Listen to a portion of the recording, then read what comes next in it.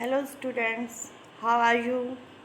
Welcome to social science class and we are doing the geography chapter 2 physical features of India. And the last videos we have studied about the Himalayas mountains and the northern plains. And today we will learn about the Indian Peninsula Plateau. That is, we will study about this part of the Indian land. This is called the Peninsula Plateau. We will study about this part.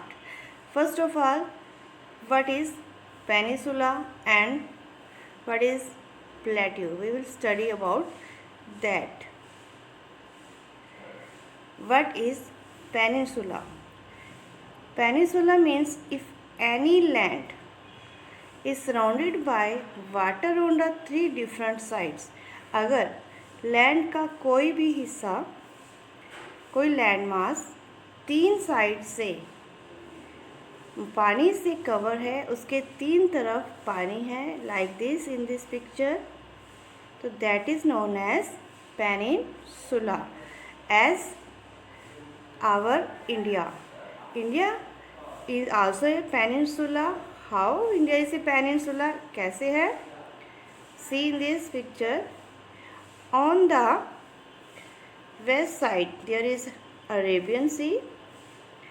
On the eastern side Bay of Bengal, and at the south there is Indian Ocean.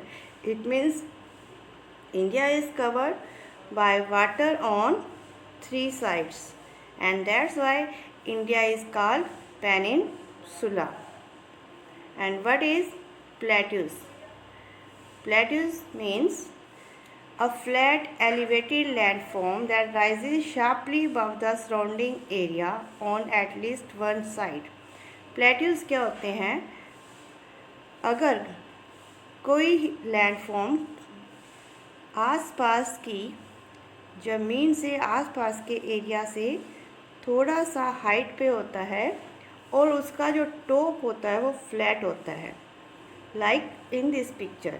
If we see that this is plateaus, और जहाँ पर देखिए तो ये आपकी height है, ये आसपास का जो एरिया है उससे थोड़ा से वो ऊंचे हैं, एंड उसका टॉप जो है वो फ्लैट है. टेबल लाइन, अगर आप देखें तो आपके घर में जो टेबल होता है, तो अगर आपके एरिया से देखें जो का फ्लोर है उससे थोड़ी हाइट पे है और उसका जो टॉप है वो बिल्कुल फ्लैट होता है, और प्लेट्यू भी बिल्कुल सेम इसी तरह से ही होते हैं. One more picture, that is plateau. See in this picture the area is elevated, ये थोड़ी सी हाइट पे है ये आपकी, और ऊपर का टॉप बिल्कुल फ्लैट है. तो what is a plateau? Plateau is a flat elevated area from the surrounding land area. Now we will study about the Deccan Plateau and the Central Highland. What is this? Indian Peninsula is divided into two parts, that is Central Highland and the Deccan plateau. जो आपका Indian peninsula है वो दो parts में divide है. That is जहाँ से अगर हम विंध्याचल पूरा रेंज देखते हैं, जहाँ से अगर देखें तो जो ऊपर वाला हिस्सा है दैट इज़ सेंट्रल हाईलैंड, जो मध्य प्रदेश वाला पार्ट है, और जो नीचे आपका जो पार्ट है that is Deccan plateau. Now we will study about these main features of the Peninsula Plateaus. It is a tableland and composed of crystalline igneous metamorphic rocks. जो Peninsula Plateau है वो सबसे पुरानी जो igneous rocks होती हैं और metamorphic rocks हैं उनसे बने हुए हैं, crystalline, and it is formed due to the breaking and drifting of Gondwana land. जो हमने स्टार्टिंग के पढ़ा था कि गोंडवाना लैंड क्या है, जो जुरेशियन प्लेट्स हैं और इंडो एशियन प्लेट्स हैं जब आपस में मिलती हैं तो उनसे कारण उनकी ब्रेकिंग और ड्रिफ्टिंग, ब्रेकिंग टूटने और ड्रिफ्टिंग खिसकने से ये आपके प्लेट्यूज बने हुए हैं। And third, it has broad and shallow valleys and rounded hills. यहाँ पर जो वैलीज़ हैं वो ब्रॉड हैं, ज़्यादा चौड़ी हैं, और शैलो मीन्स कम डीप हैं, ज़्यादा गहरी नहीं है। एंड राउंडेड हिल्स, जो हिल्स हैं उनकी जो पीक होती है राउंडेड है, मीन्स वो ज़्यादा स्टीप नहीं है। जैसा कि आप देखते हैं यहाँ पर जो माउंटेन्स होती है अगर देखा जाए तो उनकी रेंज ऐसी होती है, क्लियर, उनकी टॉप तीखी है, पर इनके पास इनकी जो पीक्स है वो राउंडेड शेप है, लाइक दिस। और जो दो रेंजेस के बीच में जो स्पेस होती है that are known the valleys, और जहाँ जो वैलीज है वो ज़्यादा ब्रॉड मीन्स ज़्यादा चौड़ी हैं। It consist of two broad division, namely central highland and the Deccan plateau. और इंडियन पेनिसुला दो पार्ट्स में डिवाइड है, central highland and the Deccan plateau. Central highlands and the Deccan Plateaus are divided according to the river Narmada.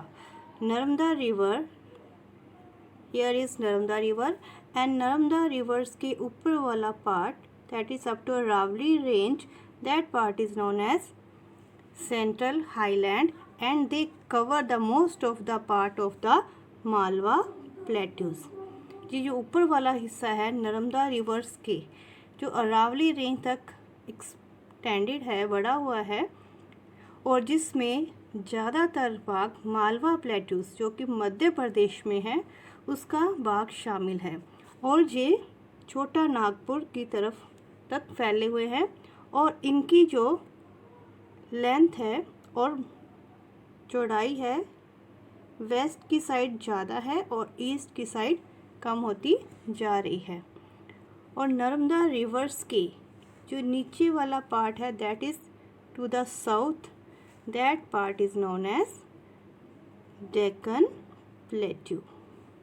ये वाला part Deccan plateau है, और इसकी extension Satpura से लेकर इधर ईस्ट साइड में मेकाल हिल्स, कैमूर हिल्स और महादेव हिल्स तक फैली हुई है। Now western Ghat and the eastern Ghat, we will study the features of the western ghat and the eastern ghat. The western ghat lie on the western margin of the Deccan Plateau and the eastern ghat lies on the eastern margin of the Deccan Plateau. First point is जो eastern घाट हैं वो eastern side आते हैं, Deccan plateau के eastern side में लाई करते हैं, and the western Ghat lies on the western part of the Deccan Plateaus, and eastern ghats are not continuous. You can see in this picture they are not continuous, they are like this, not continuous part, and the western ghats are continuous series. यहाँ पर जो mountain ranges हैं वो series में हैं, और जो eastern Ghat में है they are not in the series and they are denoted और cut by the rivers which flow in this area. इस एरिया में जो भी रिवर्स बह रही हैं उनके कारण ये कॉन्टीन्यूस नहीं है, बीच में से टूट चुके हैं। जहाँ पर महानदी, कृष्णा, गोदावरी, कृष्णा, कावेरी जो रिवर्स हैं उनके कारण ये कॉन्टीन्यूस नहीं है, और वेस्टर्न घाट में कोई भी मेन रिवर ना होने के कारण ये कॉन्टीन्यूस सीरीज़ है, लाइक दिस। जैसे ये रेंजेस होती है ना, ये ऐसे ये कॉन्टीन्यूस सीरीज़ में है।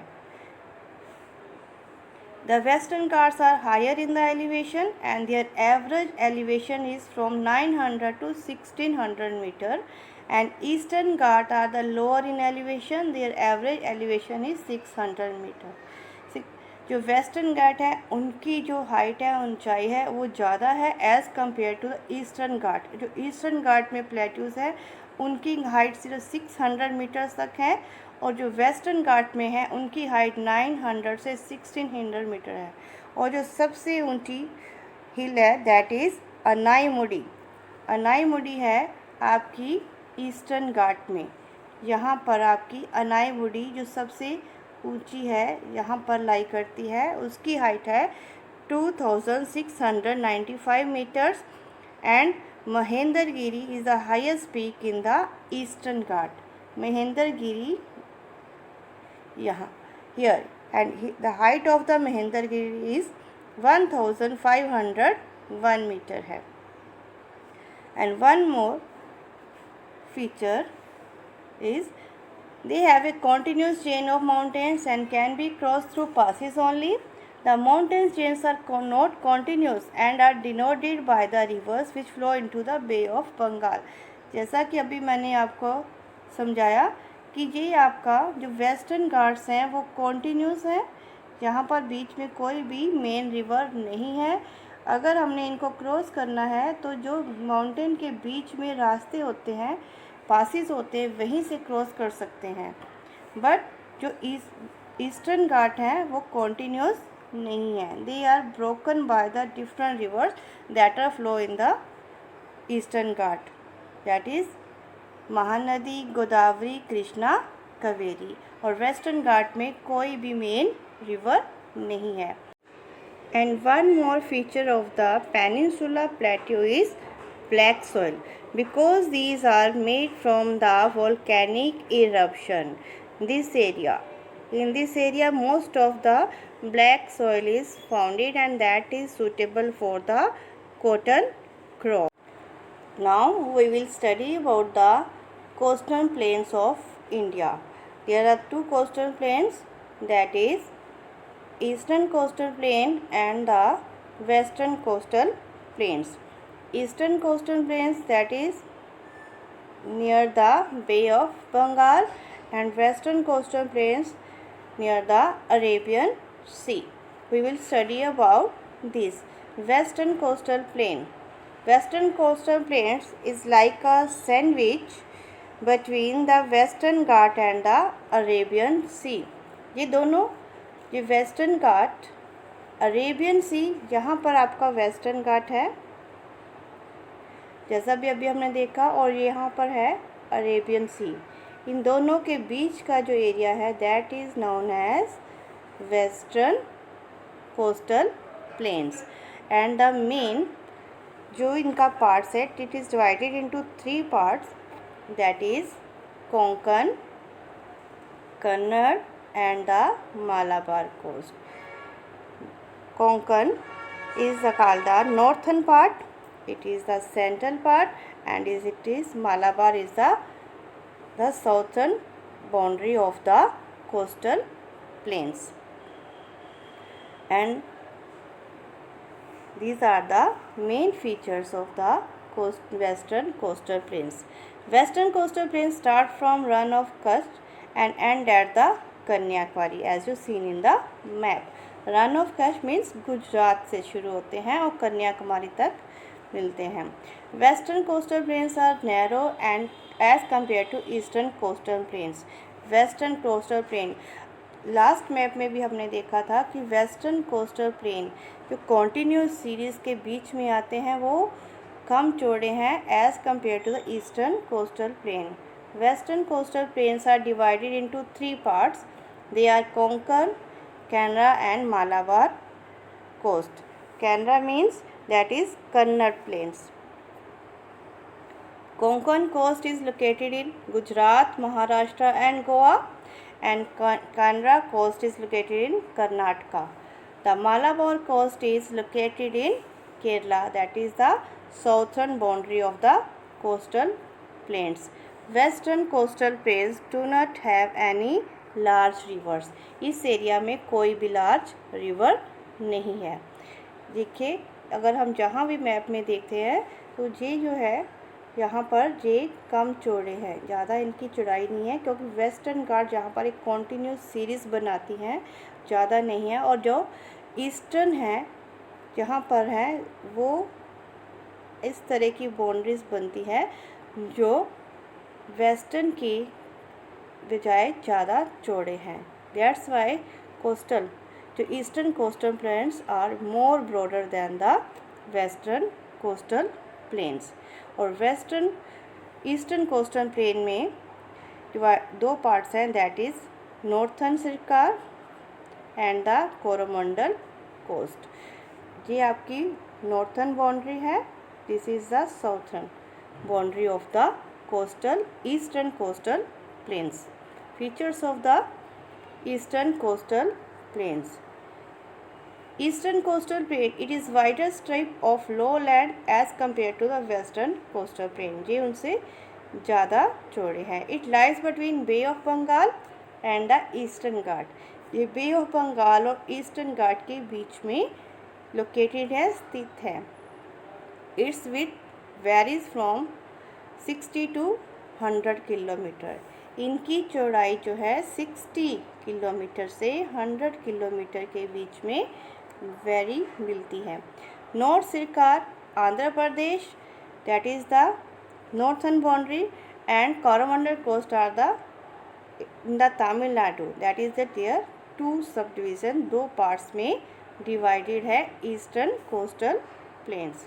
That's all with this, and today we have studied about the Indian Peninsula Plateau and the Indian Coastal Plain. Thank you. Have a nice day.